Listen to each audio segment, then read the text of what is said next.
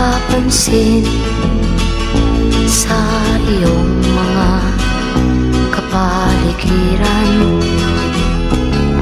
Kay dumi na ng hangin, pati na ang mga ilog natin. Hindi nga masamang pagunlad at malayo-layo na rin ang ating narating. Ngunit masdan mo ang tubig sa dagat, dati kulay asul, ngayon'y naging itim. Ang mga duming ating kinalat sa hangin,